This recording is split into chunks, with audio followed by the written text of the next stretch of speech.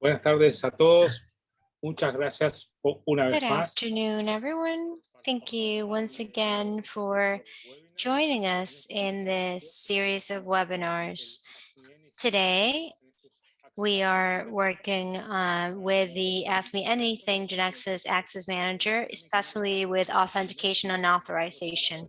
First, the speakers will be presented, and then they will briefly introduce the subject to leave space for a Q&A section.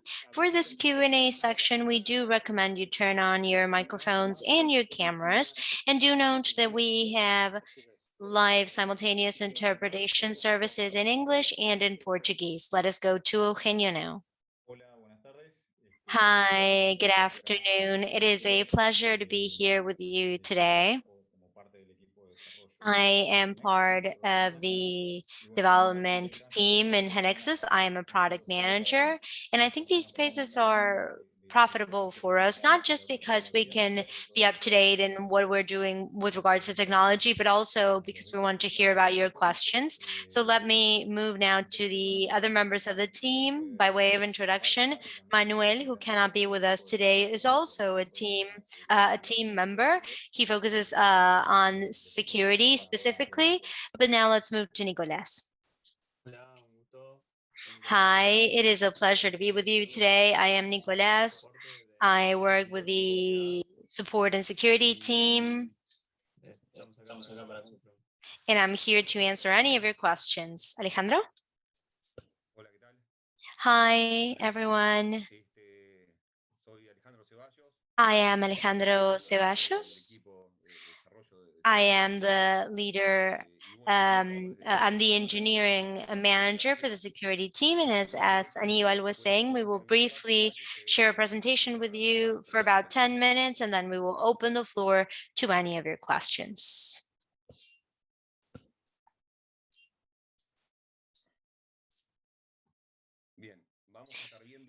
We will be focusing on the main areas that we have been working on so far, such as WOW 2.0 and SAML, OpenID Connect, one-time passwords, two-factor authentication, user security alerts, SSO Rest Services, and IDP of IDP. Let's go into detail about them, but just to give you some context. In the case of OAuth 2.0 is the most common authentication protocol to all the most used protocol as identity providers, among which are Facebook, Google, Microsoft, Instagram, and so on and so forth. In the case of SAML, this is a very much used protocol, but at the enterprise level. And we have actually made some adjustments to support a wider array of configurations of these IDPs.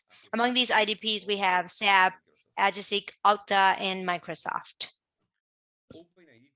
In the case of OpenID Connect, it is becoming the most widely used protocol offered by identity providers as well. And that's because this protocol uses WOW 2.0, and also because this protocol standardized the way of sharing user information and sending it to the client. WOW 2.0 does not define that within its standards, so each identity provider had to implement this service uses user info in a different way. But OpenID Connect adds within that response a parameter called the ID token. And the ID token is a JSON web token signed by the issuer that, among many things, includes the user data that is being authenticated.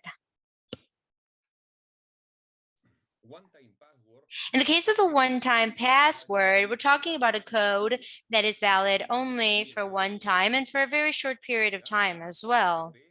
In GAM, OTP is a new kind of authentication that generates a code that is automatically sent via email. But you can also set up a procedure to send that code, for example, via SMS.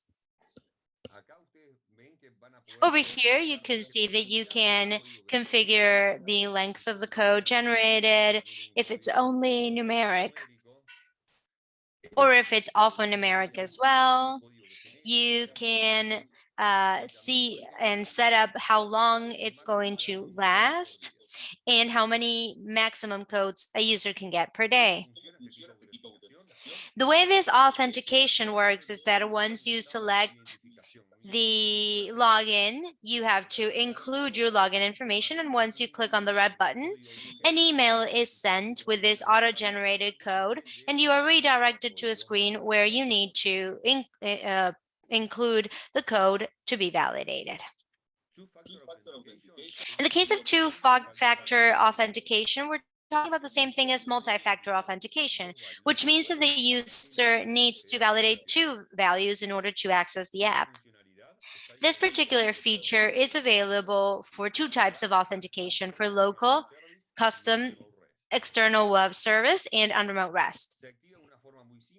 This is activated in a very simple way. You will see this particular feature in the back office. When you click on it, these other features are deployed and pop up, and you need to select the type of authentication for the second password you want, and it's going to be a OTP kind of authentication. You will include the maximum time the user has in order to validate both factors, and if that time expires, the user will have to go through the two steps once again. And lastly, you need to configure whether you want to force this for all users or if each particular user will decide whether or not they want to use two-factor authentication or not. ¿Cómo funciona el esquema two-factor authentication? The way the two-factor authentication works is this one. This is a custom example. You will include your ID and your first factor password. You click on the button and then you get an email with a code, and you are redirected to a screen where you need to include the code to validate it. You need to validate that factor to access the app.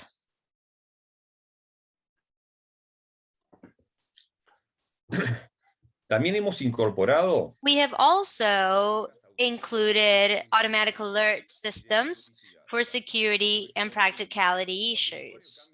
For example, when the user changes his or her password, you can configure the sending of an automatic email for that. Or if you change your email, you will also get an email to your old account and to your new account so that we can prevent any possible attacks. In order to simplify the feature of activation of account at the time of registration, you can also activate a feature so that that email is sent to the user automatically. And the same thing happens for a recovery of password. So you can get an automatic email for that as well. And these two things were done manually by yourselves, but now you can simply check something within GAM, and this can be sent automatically. Bien.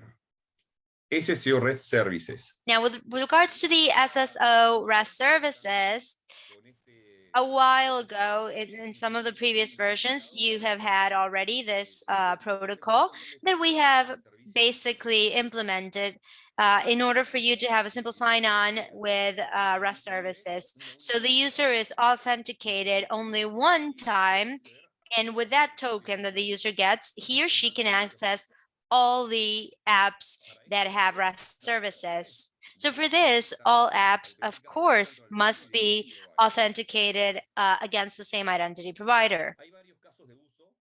There are many use cases, but one of them is this one that I am presenting over here. We have an AKD that is sending REST services to a front end, to an app front end, that is the app that the final user will be accessing. Once the user authenticates that app and has Sso Rest configured, the user gets a token, and that token is different from the token that you would normally receive. And when this app needs to access one of this app's services, once that Sso Rest token is sent, this app knows who the identity provider is. The identity provider validates the token, and then the entire authentication mechanism is working. Of course, this can work with any systems that over here when they are running in parallel and when they are all configured using the same identity provider, of course. In the case of IDP, this is a new feature that allows you to implement an identity provider with GAM. In the GeneXus account screen, for example, you can ask that identity provider to be authenticated against Google or Facebook or against any other identity provider that you want.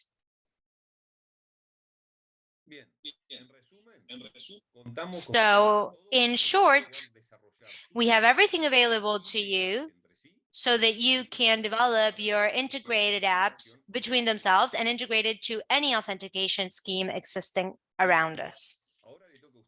So now it's up to you. We are here for any questions or any doubts that you might have.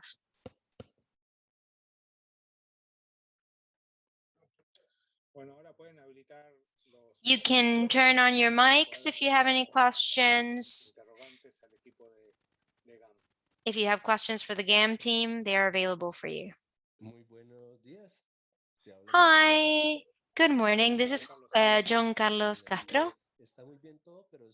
This is very clear, yes. That's when this is working with an app that runs GAM. But if the front end is an app that was built on a different language or with different tools, would the authentication to the IDP work in the same way, or how should that IDP authentication be conducted when the user wants authentication through Facebook or another social network? Let me see if I understood. In which of the cases that I presented are you talking about? I mean, imagine the front end has not been built on GeneXus. It was built over something else, and we want to authenticate it on our IDP through Facebook. How would that work? Because what the front end will do is redirect that to the Facebook logging. So how do we establish the connection with our IDP? When you say our IDP, did you build your IDP on GAM? Yes. No. That should be configured in the IDP. You're talking about this, right? In the identity provider, you configure the Google or the Facebook authentication, and that becomes transparent, let's say. So if the client is authenticated through this IDP, if you've set that up, everything will be solved. You don't have to do anything else in the client. That means that the client will authenticate through Facebook, and that will be redirected to the Facebook login. Then authentication takes place, and the GAM takes the information from the token. Yes, that's correct. And if you don't want to have a login screen in IDP, you need to change it and have that redirect to Facebook automatically. This is a screen that I'm presenting because the user in this case can choose the kind of authentication that he or she wants. Okay, perfect. So the front end then needs to send the logon to Facebook for that to be directly redirected to Facebook. No, that is defined by the identity provider. When you define the login screen in the identity provider, you have a web panel, Alejandro. No, what I am understanding is that the front end is running on something that is not GeneXus. Yes. So from that front end, there's a login option. And what you are saying is that from that login option, he should go to the identity provider login that runs on GAM, which is the one that we will be solving whether or not the login will be done through Facebook or through other social media. But then when you go back to the front end, which is an app that was not built on GeneXus, how does that front end know that a valid session is being generated?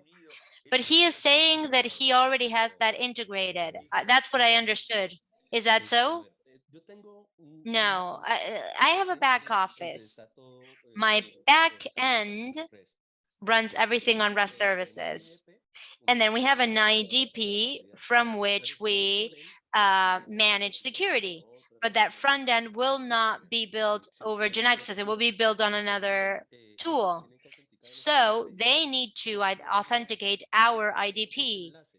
how do we build that link? Because the front end can be, for example, a local authentication, which would be simple to do.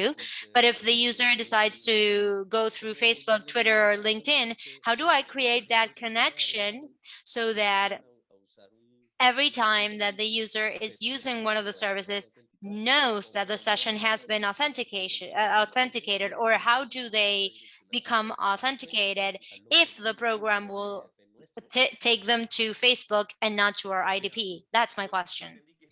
Oh, okay. I'm so sorry. I understood that you already had that connection between the front end and the IDP. So in the case of the identity provider, you can simply create that connection because that's implemented using the WOW 2.0 standard. So if you implement manually that WOW 2.0, you can authenticate through GAM. And I can send you information that we have in the wiki for that. No, I mean, I read that, I understand it. And for local authentication, that's perfect. But my situation is that the front end will not reach the GAM identity provider because the redirection will go to the Facebook login. So how do I manage to tell GAM, hey, I know that this person logged into Facebook. This is a Facebook token authenticated. That is, how do I generate a session in our IDP? Because if not, they're going to get their services and I need to validate that that token that I got has been authenticated through Facebook. Yeah, I mean, your client will have to be authenticated through the IDP, and your login page will then be automatically redirected to Facebook. So GAM will give you the session so that then you can ask for all the permits.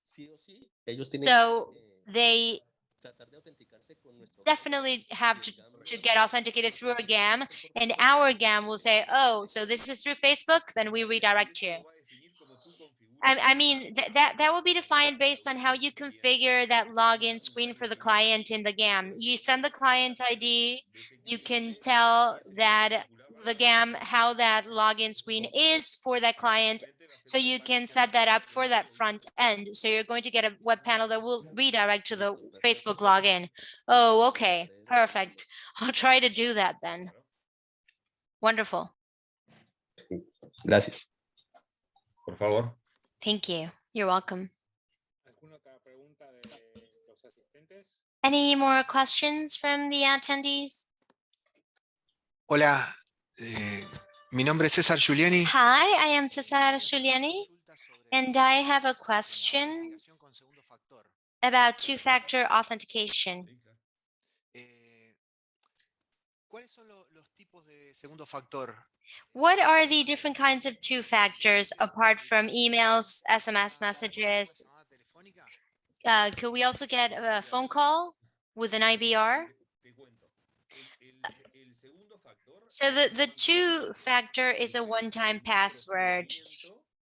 You can set up how to send that code. So you can set up, for example, a phone call so the user can get the code through a phone call. Yes, yes, yeah, that's what I wanted. Yes, you could definitely integrate an external DLL, which is the way for you to send the code. You're going to get the GAM code and you can send it to the user however you see fit. Okay, but then what we should retrieve is the response. I mean, that they're going to enter that into the screen, right? Yes, exactly. The person will hear the phone call and then write that down in the validation screen that they were redirected to. Okay, perfect. Wonderful. Thank you for the question. Other questions?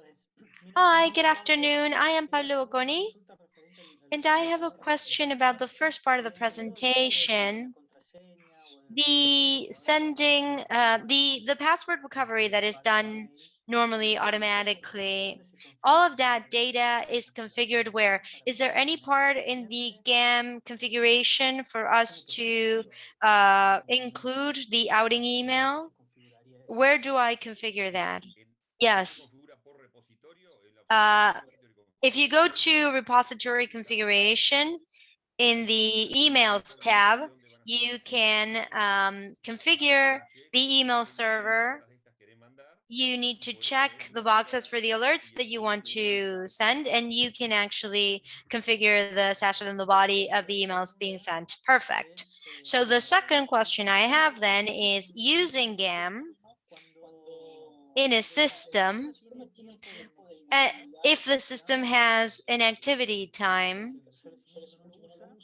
that is, if the user has not been using that system for a long time and he or she tries to access part of the system, is it possible for them to get a prompt or a pop-up?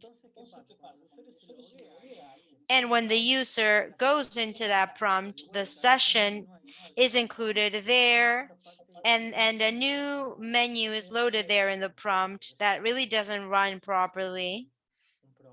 And that is currently a problem that we're having, and we would like to know if there's a possibility of solving that in the future, or how we could sometimes try to change that.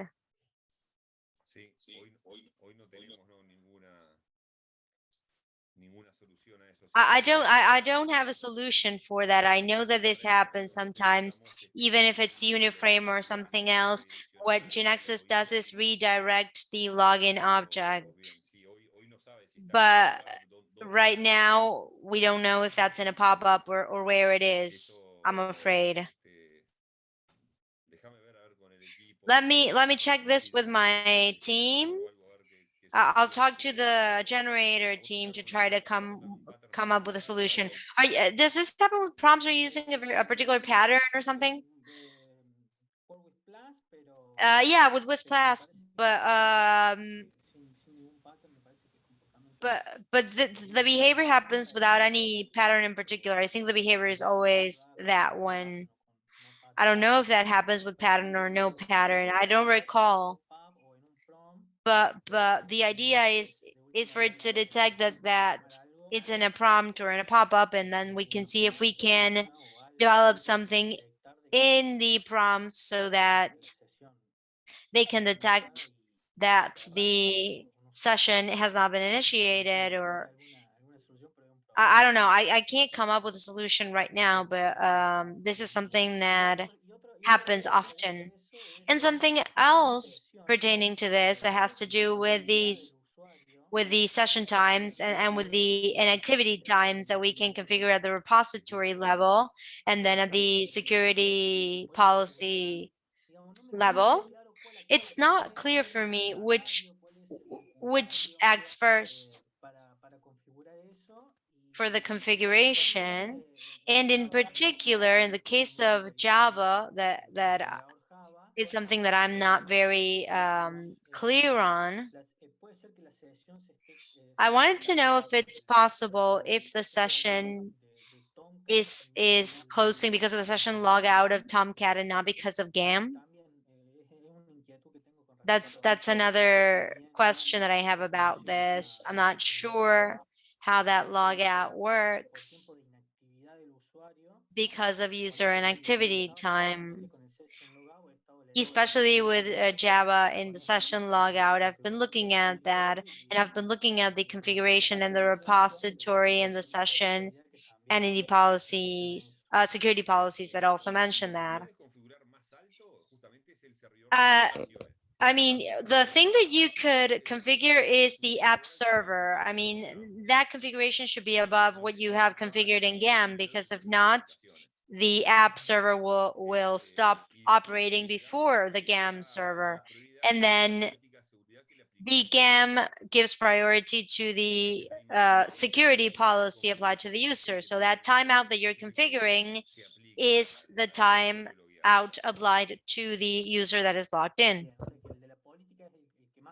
Okay, so the one in charge is the one from the policy. So if there's nothing else there, then what falls under operation is the repository? No, there is no session timeout in the repository. There are times for the cache or for other things, but not for the timeout. I thought I'd seen something related to that in the repository, but maybe that's not correct. I'll look for that and I'll let you know. Thank you. ¿Alguna otra pregunta? Any more questions? Yes, hi, good morning. I have a question. With GAM, we have the option of recovery password. Is there a possibility to recover a user? You mean if the user forgot their username? Yes, I'm talking about the username, correct? No, we do not have anything implemented for that. And is that something that you're planning on doing in the future, or? No lo he visto. I've never seen that, not just in GAM, but in other apps as well. Perhaps like something to an email?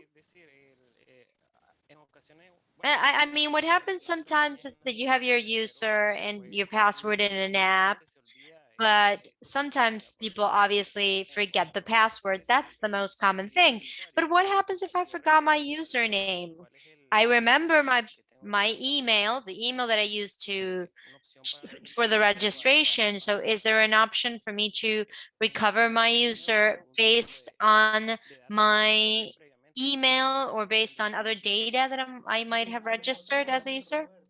Yeah, going back to what Roberto said is that sometimes I implemented GAM in apps that did not have GAM. And sometimes what happens is that the user is migrated, and in that user migration, we create an email and we create that migration using a generic email so that that user is migrated. So in those cases, when the user does not recall their username because they're used to using their name or a code, but never an email, what I have come across is a situation where the user needs to recover their username. This has happened to me as well, Roberto. Yes, but in that case, there is no email for us to contact the user at. No, yeah, exactly.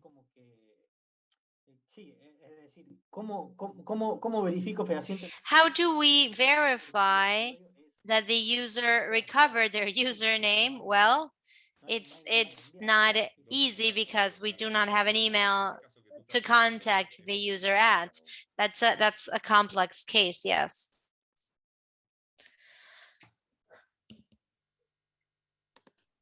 Tengo una consulta que hizo Jorge. I have a question from Jorge Salazar. They say, hi, is there any user control for Recaptcha by Janaxis? I don't know, Eugenia? I think there was something in the wiki. It wasn't official though, but the Recaptcha can be integrated easily.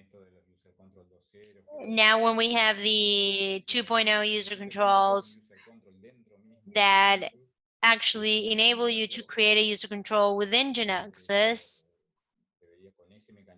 I think it would be simple for the Recaptcha, because the Recaptcha actually gives you a script that you need to embed in the HTML of the website where you want to show it. So, but I do recall there was something in the wiki though. I think someone worked on that, but it's not a user control within what we normally use. ¿Alguna pregunta del público?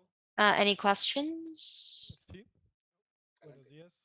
Yes, good morning. Hablaron del two-factor authentication You spoke about two-factor OTP. authentication and about the OTP, and you also spoke about the possibility of sending that via email by default or of sharing that via SMS messages. But I would like to know if it's also possible to Por medio de una application tipo Authenticator send this through an authenticator app, such as Google Authenticator or something similar. So the native option here in the GAM version is an email version. You can program a procedure to send it via whatever mechanism that you want. With regards to the authenticator, we are working on that though. That is the TOTP authentication. The T stands for time. And that's something that we are working on. This will probably not be in U7, but it'll probably be included in U8 or U9. This will be a kind of OTP for sure. So this is something that is in the back hall, but yeah, exactly. We are working on that. Okay, wonderful. Thank you. Adelante, Enrique.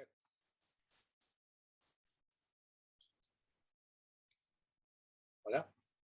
Hi. Enrique, did you have a question?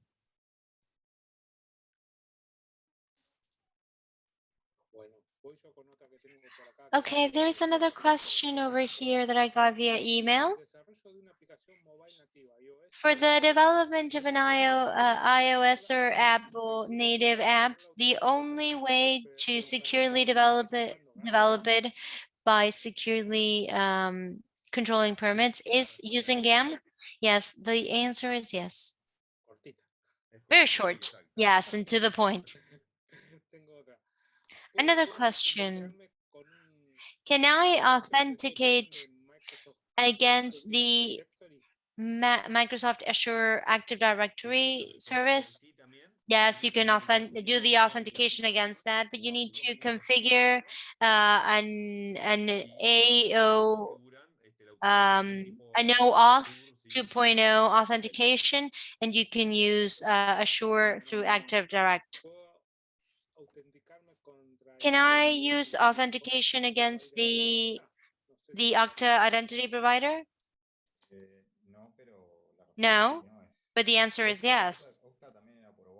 I think it was Octa through OAuth. I think Octa has both. They have OAuth and SAML as well. We are right now testing that for OAuth. Yeah, I mean, they offer OAuth OpenID Connect. Yeah. So we're about to validate whether Octa works with that protocol. Yes, and similar to that, we do want to include within the wiki all of that. And because especially with SAML, what we've run into is that each identity provider has its own ways of calling things, of respecting a standard or not respecting a standard. And in as much as we are dealing with different cases, we are producing documents for the wiki. Okay, perfect. Jaime sharing a question with me. Up to what level does permit check work? Can I create my own permits and check them and control them against my business logic? Yes, the automatic permit checking created by GeneXus through GAM is at the level of object access, but at the level of the program, you can check the permit wherever you need in a button in the logic. So the answer is yes, you can create permits and you can check them wherever you want. Okay, perfect.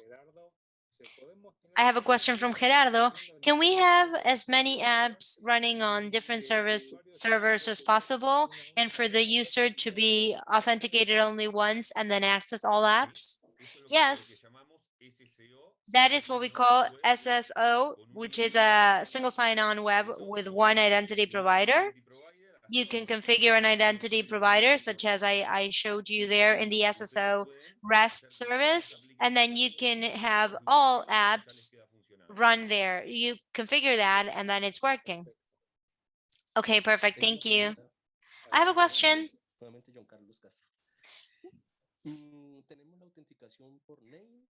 We have name authentication and we have email authentication, but if we want to use that via phone number, we don't have that option. Can I include that in the user ATT and validate it like that? En realidad tenés un campo phone. You do have a phone field and you can validate it there.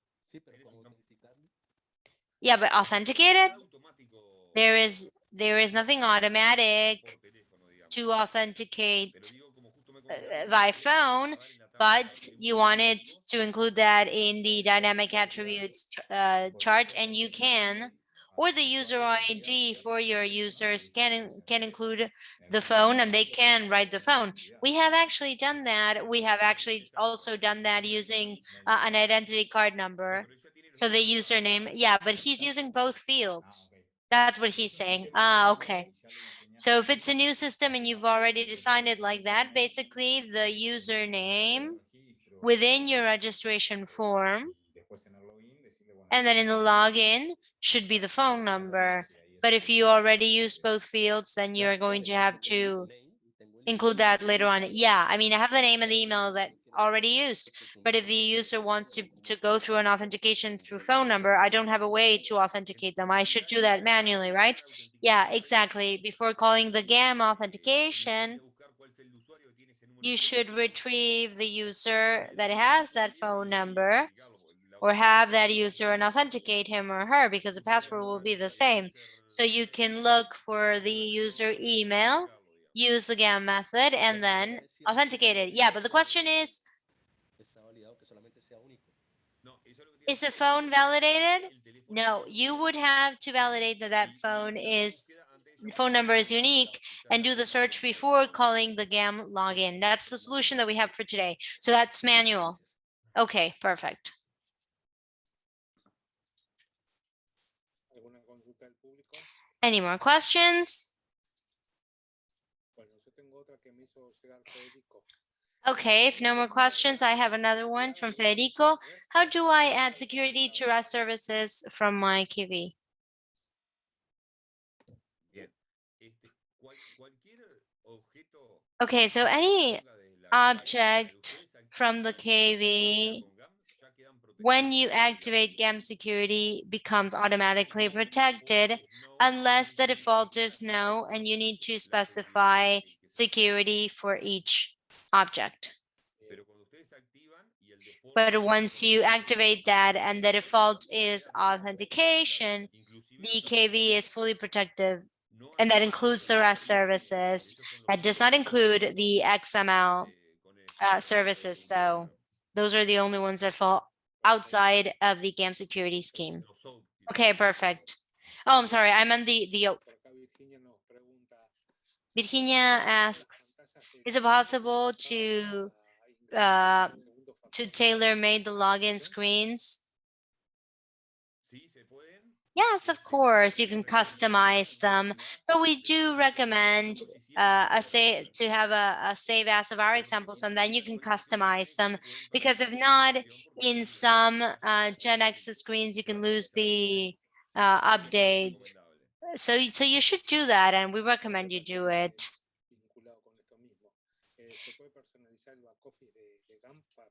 Can we also customize the Gamback office for another design?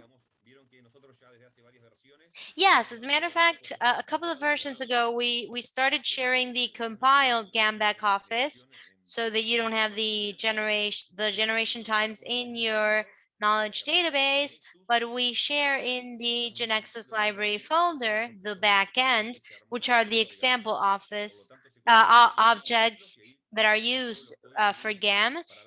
Those examples are consolidated and you have the code for the GAM backend. And from then onwards, you can do your own customization. Okay, perfect. Those are questions that, that I got. Let's see if there are more. I have another question with regards to smart device. When I create a new home panel and I mark that it will be authorized and that compiles, that creates a GAM permit for assignment. But when I say, no, this panel will not be secure, does that permit remain in the system, or is it eliminated? Because back then that was not deleted on its own. I haven't checked that in the new versions though. No, permits are always kept within the system because the GAM and the ID does not know whether that permit is being used by another object or if you're using it manually. So yeah. So yeah, they remain. Is there no way of deleting that? Yeah, only through the database. When you delete that, you should definitely delete the permit as well. We are thinking in the long term to have a reference to see which objects are using which permits, but right now we don't have a way of doing that. And with regards to smart device, does that work through authentication and an authorization? Because every time that I use permits in smart device, I use them through authentication. I never use them through authorization, but I understand it's possible, right? Yes, it is. What you used was authentication that only validates the IP. Authorization works in the same way as web. Oh, okay. What is not ready for smart device is two-factor authentication and OTP. But we are working on that though. Yeah, the comment is really good to know. Yeah, as a matter of fact, in our next versions, you will see it. We're working on that. Yeah. Oh, so as you keep talking, I run into more questions. So when someone gets an authentication through a smart device, does the GAM get a record of the device? Yes, there is a device ID, as a matter of fact. You can get that through the GAM session log methods. You get all the information in the session charts, and in that, some of the data that is included is the device ID. And what about the token for the push notification? No, it's not included in that chart. The tokens for push notifications are actually implemented by each developer. They're not integrated in that chart, no.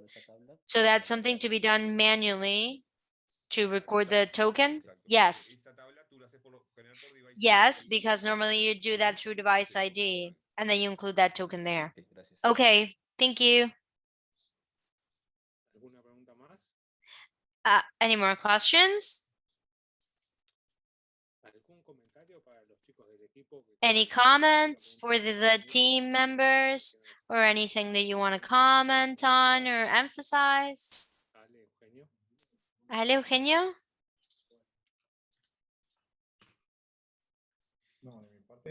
No, I don't have anything to say. No, I already mentioned the things that we are working on to release quite soon. One more question, if possible.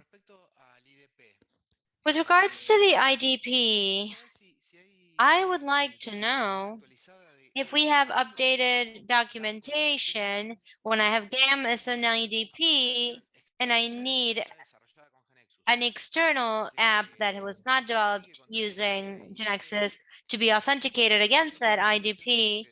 From that app, I need to develop some consumption of the GAM API to call for the GAM login and get the user data. Do you have any examples of that?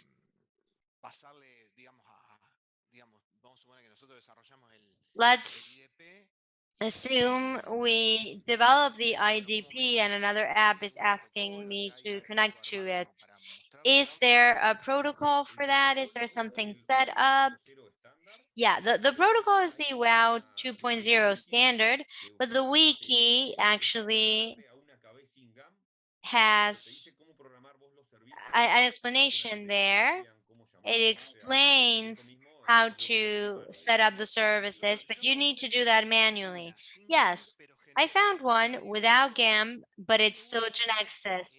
But I am saying something comes in Angular and wants to be authenticated against GAM. I'm looking for that. No, no, because that would definitely not depend on the language.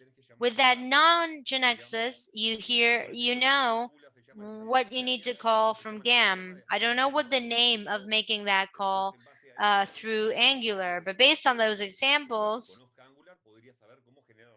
you might know how to generate that, but you're going to have to talk to someone who writes in that language. So we would have to translate that example from GeneXus. That's what we find, that we need to translate that example in GeneXus and say you need to consume this service as the post. You need to send this parameter. We need to discover that manually, right? No, I mean, you can tell that to an Angular developer.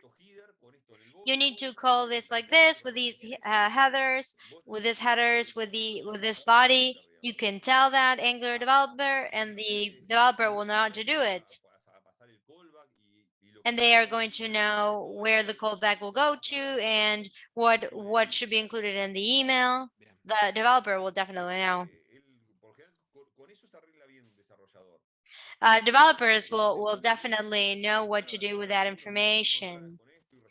They need to know the entry point, they need to know the parameters, they need to know how they will get the parameters, to know that when they're going back from the GAM, the access code for the protocol will be run, because this is the standard WOW 2.0 standard. If you look for the RFC for the standard, we go by the word of that standard. Okay? Okay, perfect. I have one more question from Francisco Zubicana. He says, have you thought about developing a GAM workshop or training? Eugenio, I don't know if we have something in the trainings.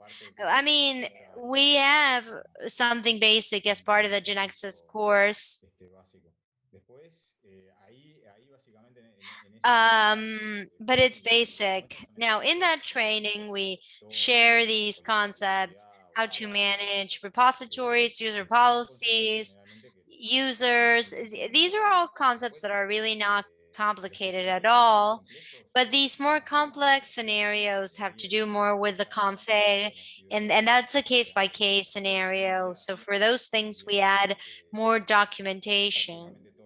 And I would say that nowadays, practically all these scenarios that we cover are very well documented. And what we are including is adding these things. We had Octa with Octamel, and the client actually dealt with that. And it wasn't an issue from GAM. It had to do with knowing Octa and knowing what were all the necessary parameters for SAML to work. And that's what we're trying to include in the documentation.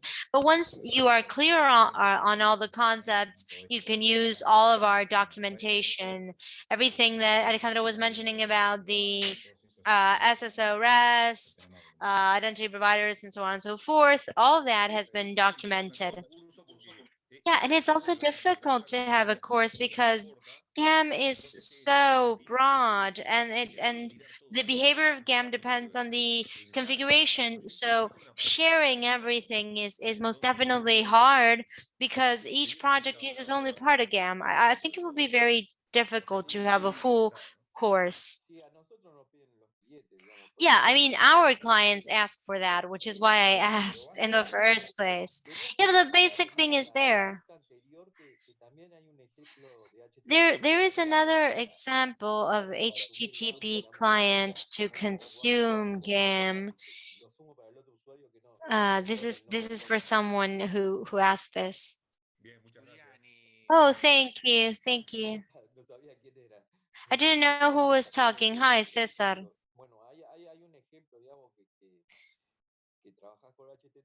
There is an example of working with HTTP client, and of course, I mean, any language can use it, and you can copy it from there. Okay, ¿Alguna pregunta más? any more questions? Bueno, si no tenemos más preguntas. If we have no more questions, I want to make one last comment before wrapping up this session, and that's that all the GeneXus forums have been migrated to this cover flow. You can go through this link to the Stack Overflow. And once again, I want to thank you for participating, to you, to the team, to the interpreters, and I'll see you in these new Ask Me Anything sessions. Bye-bye. Thank you. Bye-bye. Gracias, hasta luego.